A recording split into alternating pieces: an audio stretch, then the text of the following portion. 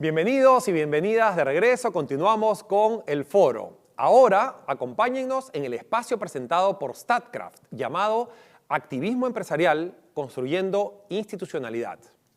En esa línea, es un placer para nosotros presentar a Mark Robinson, director ejecutivo de la Iniciativa para la Transparencia de las Industrias Extractivas, el EITI por sus siglas en inglés, quien, junto a Maya DeVip, vicepresidenta senior de Sostenibilidad, Gobernanza y Compliance de Statkraft, analizarán cómo, desde nuestras organizaciones, podemos contribuir a generar institucionalidad basado en la experiencia de EITI, el estándar global para promover la gestión abierta y responsable de los recursos extractivos. Esta sesión se realizará en inglés, para lo cual pueden, dentro de la plataforma, hacer clic debajo donde dice idioma traducido. Pueden activar esa opción ahora. Adelante.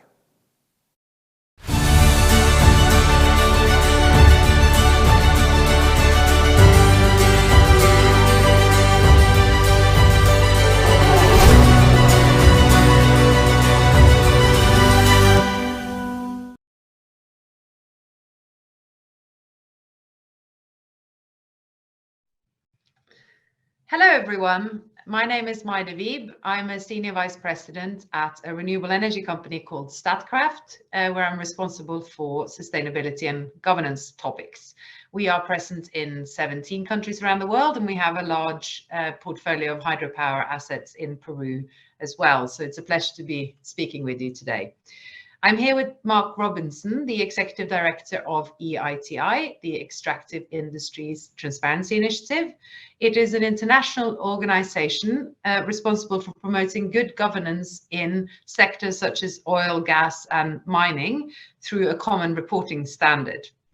And it's a pleasure now to be having a conversation with you, Mark, about these topics around strong institutions and why they matter to us. And our common interest in the topic of institutions goes quite some time back to when we worked together at the UK government's aid agency supporting institutional development initiatives at all levels across different geographies. And your interest in the topic has remained steadfast since then, having worked on institutional aspects for both philanthropic organizations, multinational organizations, and in research capacities as well. I'd like to ask you, with all of that background and looking back and looking forward, why is the topic of strong institutions so important? Well, thank you, Maya, and to the organizers for having us here. Maybe I can just start by saying, what do we understand by institutions for the purpose of this conversation? I would see them as the rules and the norms that shape economic, social, and political relations. And what we do know from the wider research literature is that strong institutions are associated with good development outcomes. So with that premise in mind, let me give you a personal example from some work I led in Pakistan 7 years ago. And you may wonder, why Pakistan? Well, Pakistan has a similar tax to GDP ratio as Peru, and both have lower tax to GDP ratios than other similar countries in their respective continents. Peru is on the low side for LAC. So I led a mission about 7 years ago at the time of a new government being elected in 2013 with a strong majority behind it. And there was an opportunity to address how to improve taxation in Pakistan. So we worked with Pakistani collaborators to try and address the problem and to think about what institutional issues lay at the heart of this issue. And what we discovered was the reasons that the tax take in Pakistan is so low is a low level of public trust in the government.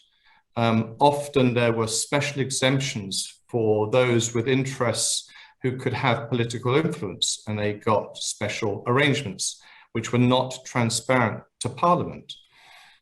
So incentives were low, compliance was low, heavy reliance on sales taxation, and a relatively few number of people paying formal taxation, including companies. So that was the big message. The organizational implication was, how could the Federal Board of Revenue, which was responsible for tax collection, learn from some of these insights. And what did happen afterwards, and it wasn't simply due to our influence, but they started removing some of these special exemptions, creating a big taxpayers facility to engage with large companies and build that trust. They're still on that journey, but I thought there was some interesting insights about why institutions matter in terms of raising tax revenues. And of course, tax may seem like a rather technical and abstract issue for the average citizen, but it is a fundamental part of how a national institutional landscape operates in terms of ensuring that business activities contribute positively to the growth of a country. Now, that's one example from one country, but you work across 55 geographies in EITI, and you try to take on this difficult challenge of improving transparency and governance in extractive industries. So could you say a few more words about what you feel that this initiative has achieved, broadly speaking? Yeah, so those of you who don't know the EITI, it's a global multi-stakeholder initiative that seeks to tackle corruption and promote good governance in oil, gas, and mining. We now have 55 countries across all continents as members of the EITI. Governments and companies report respectively on how much they've received in taxation, licenses, and royalties, and companies do the same. We now do this reporting at a very granular level for all the countries. And we also then look at how much has been achieved through a process we call validation. The big emphasis here, and the link with the previous part of our conversation, this is all around revenues. How much do governments receive from these natural resources, and how much expenditure is generated as a consequence for the benefit of citizens. Thus far, under the EITI, over our nearly 20 years of existence, we've seen significant progress through our validation process, with 9 countries so far achieving the highest level of progress with the implementation of what we call the EITI standard, against which countries report progress on disclosures. So that would capture, for example, how much information is actually being disclosed around contracts, around beneficial owners, around projects, how much meaningful public debate is generated, because as a multi-stakeholder initiative, civil society, along with governments and companies, forms part of that wider public debate. And what sorts of useful data can be generated to demonstrate enhancements in revenues.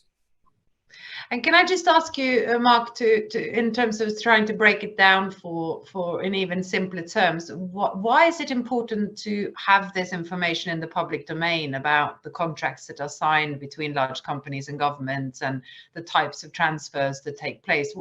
Why does that matter?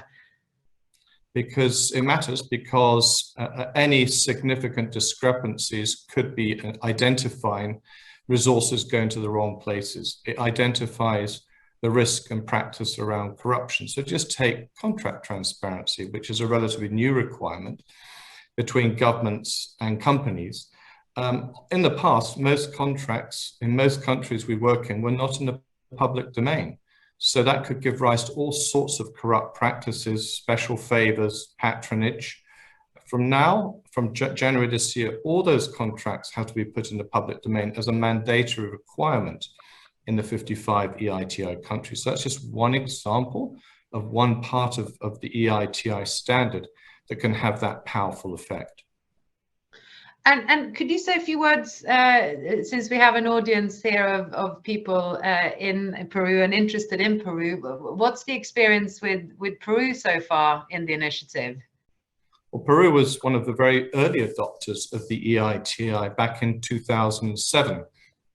And it's become one of the leaders in establishing revenue transparency as a norm in the country with all 3 sets of stakeholders involved. And over this more or less 15-year period, it's been able to repeatedly over years demonstrate industry's fiscal contribution in terms of the share of the country's revenues, and promoting public debate on the sector and its transparency and about the source of revenues and the allocation of expenditures both between national and local governments. And we can come back to that point in a moment.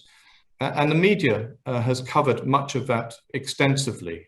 So citizens, as a consequence, are better informed about that resource wealth being generated principally through the mining sector, but also through gas too.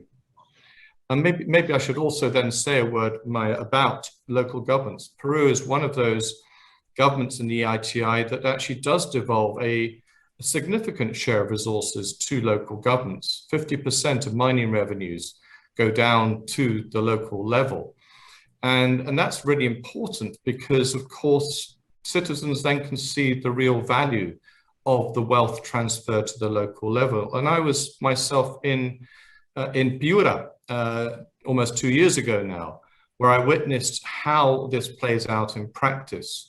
So what you have in Piura and other districts where in fact there is a local EITI in operation, in Piura itself you have companies, you have government from the local level and civil society deliberating the resources received and how in turn they're then used for local benefit. So that's one thing that Peru has to offer other governments in the region, and there's keen interest in learning from that. No, that's a really interesting example. If I could just move us along to another topic of interest. Now, your initiative has worked primarily to date on oil, gas and mining sectors. And we've been having some conversations about whether the principles of EITI might be relevant also for the renewable sector of energy. And it's interesting now with this massive growth in renewable energy initiatives and a shift of investments in that direction. I mean, the International Renewable Energy Agency estimates that there will be a whopping $27 trillion would need to be invested in renewable energies until 2050 if we are to be on a good path to reach the objectives of the Paris Agreement. So we're talking about a massive amount of financing shifting its focus. Now, how do you see the relevance of some of the principles that you worked on so far in EITI also for the renewable energy part of the picture? The energy transition is of fundamental importance for the future relevance and purpose of the EITI. Thus far, our principal focus has been on oil, gas and minerals, where until now, many of the problems of poor governance lay, and where you see some of the corruption problems most acute. Now, as we see the renewable sector take off, we are keen to give it the attention it deserves in a number of different ways. We believe that the growing renewable sector creates both risks and opportunities for the wider energy sector. So whilst, as you say, there is huge potential for investment to create cheaper and greener sources of energy, there are also corruption risks within this growing sector, notably around large-scale investments in solar and wind, contracts around those investments which are potentially very lucrative, and where the number of players is relatively small still. So that might be an important new opportunity for vested interest to find a way of entering into the sector. So that we believe there are parallels with the other parts of the extractive sector that can offer useful lessons. The other thing about the energy transition in terms of what the EITI can contribute, we believe we can do so in several important ways. One is our data can help inform public debate about how scarce public resources, for example, are dedicated towards inefficient fuel subsidies.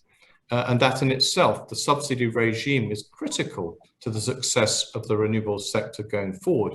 But if fossil fuels remain subsidized at a high level in a country, that's clearly problematic from sector diversification perspective. But I think on the positive side, of course, countries like Peru are incredibly well placed to take advantage of the energy transition, given the fact that this very much depends on sources of critical minerals, which will be in high demand for electrification. And Peru's considerable copper reserves will be integral to that. And we're already seeing that, of course, in rapidly increasing prices. So there is huge opportunity, but also considerable risk tied in with that. What we find is that the traditional the stakeholders within the EITI are not always involved in discussion and debate around the energy transition.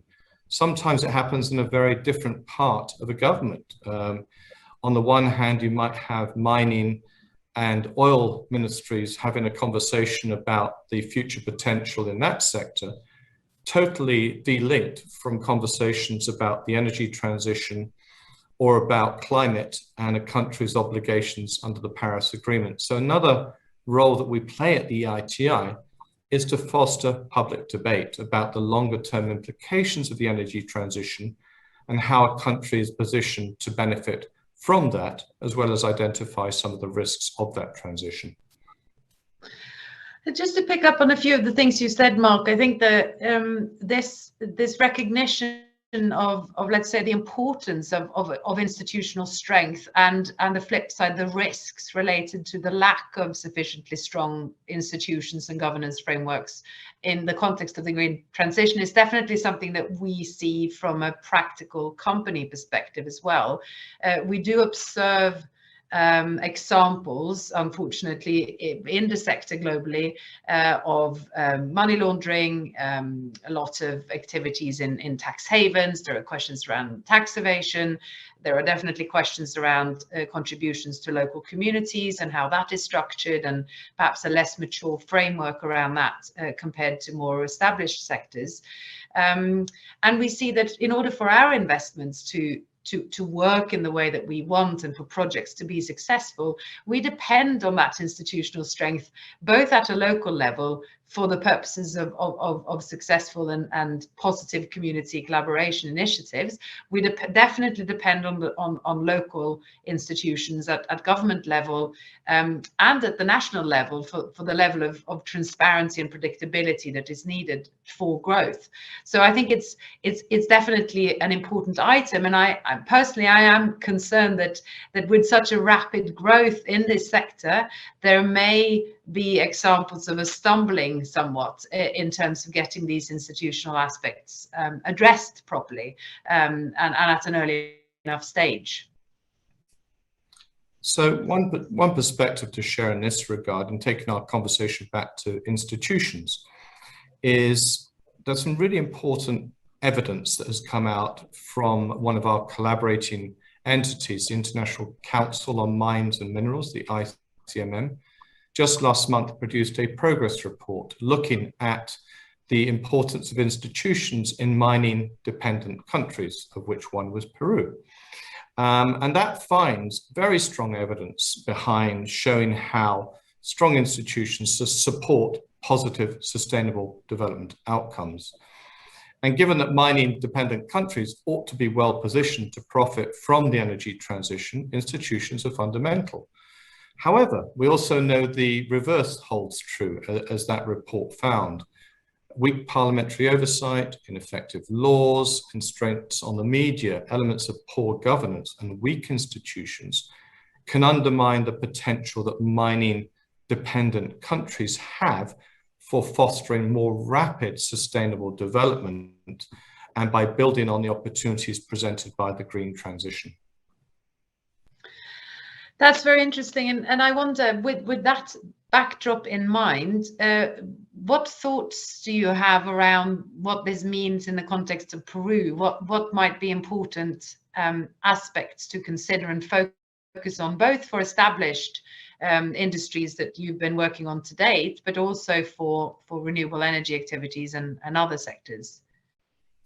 Well, as mentioned earlier, I mean, Peru is very well placed to benefit from the energy transition, but of course, mining is not without its contention in the country. We're aware, of course, of continuing conflicts over some mining operations, particularly where they have created adverse environmental impacts, and local communities have actually, in some cases, occupied mining areas or have been resistant to fresh mining.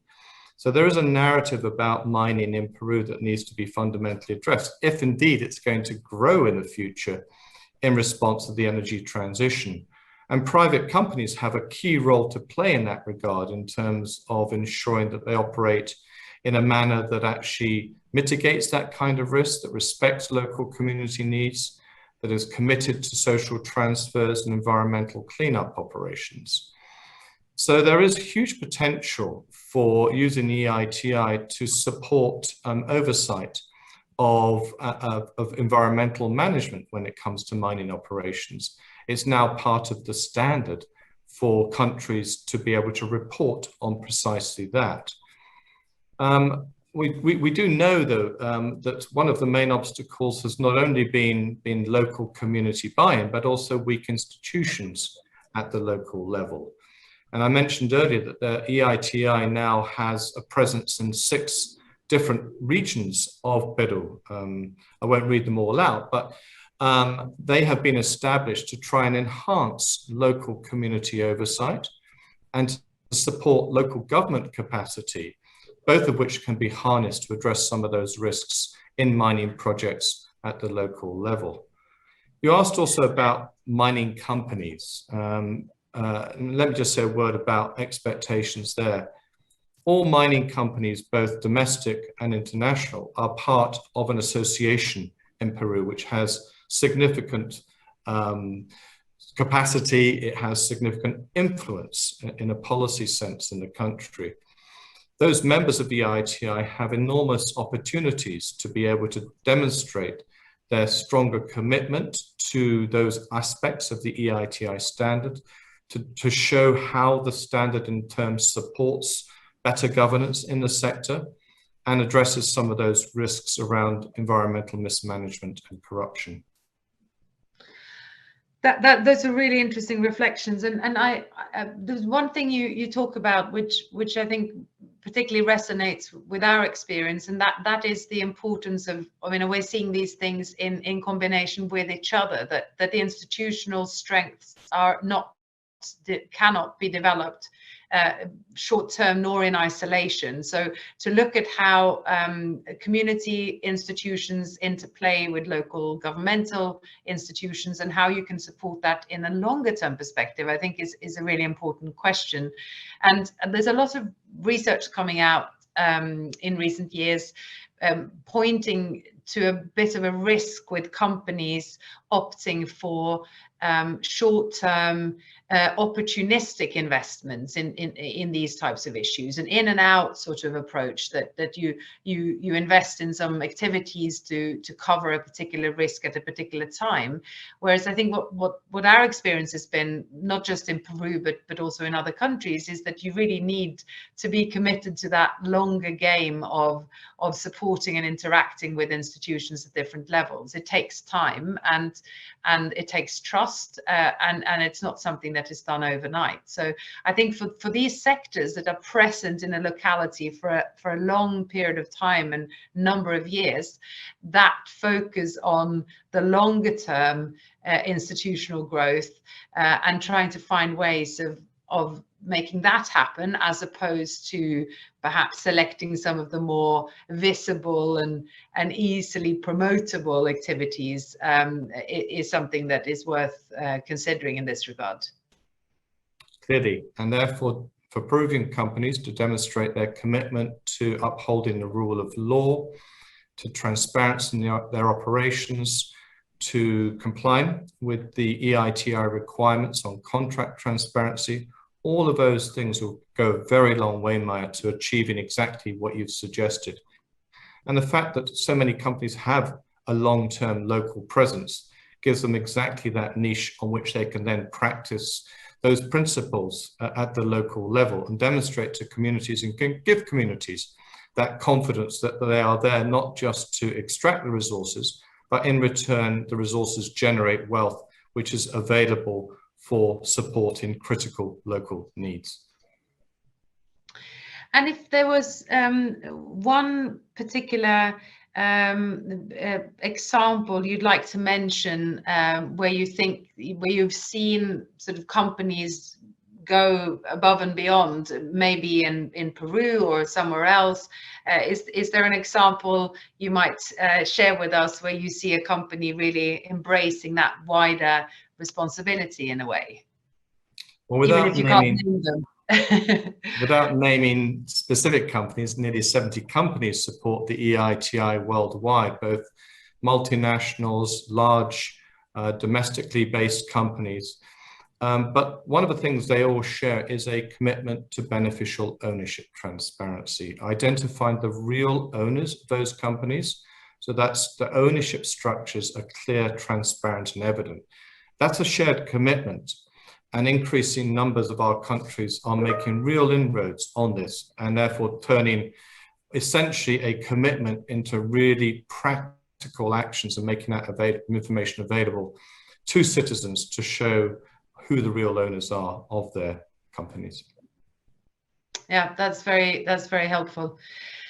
Well, thanks. I think those were the main topics and questions that we had thought of discussing today, Mark. So I'd like to thank you for sharing these perspectives on the importance of institutions at multiple levels and the importance of companies taking their part of the responsibility in promoting and driving strong institutional development. And we look forward to seeing how EITI evolves along with the transitioning nature of energy and mining globally.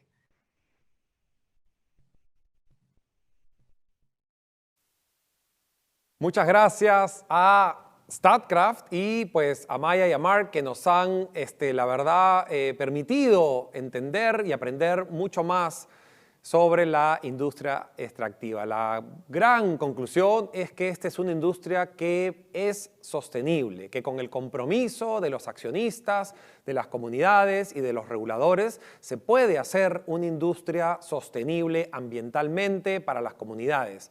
La presencia de las compañías mineras en las comunidades es de largo plazo y nos comenta Mark y Maya cómo eso, digamos, une los intereses y que con buena voluntad, con entendimiento, se pueden lograr niveles de transparencia y sostenibilidad para el largo plazo. Una industria tan importante para nuestro país. La verdad que la conversación ha sido muy interesante. Con eso damos fin a ese bloque y regresamos en 2 minutos con Mariana, quien tendrá pues, el privilegio de presentar a Klaus Schwab, el presidente del Fondo Económico Mundial. Nos vemos en un momento.